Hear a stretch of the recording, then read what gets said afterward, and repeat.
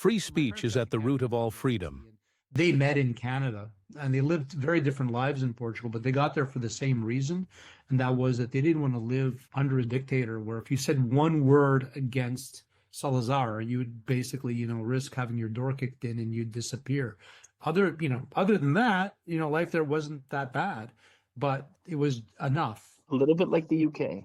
Well, that is certainly what it's mind-boggling as to what's happening as far as censorship. It was happening here in this country, a little, certainly less now, but in the last few years, we were throttling up how much censorship was happening under the guise of protecting against disinformation. But misinformation, yeah.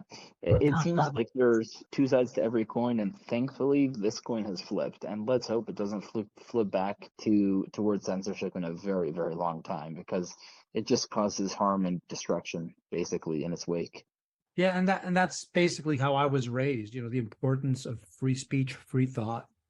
I've watched the movie 1984 a few times, and that's ultimately you don't want to live in a world where you're not only expected to say certain things, but you're expected to believe even what might not be true, just because that's the politically correct thing to believe. And that's where the whole premise of political correctness comes from. You couldn't overstep what the authoritarian government wanted you to think or say. So yeah, the world, we've gone through a lot in the last few years. I think that's what's finally motivated us to start doing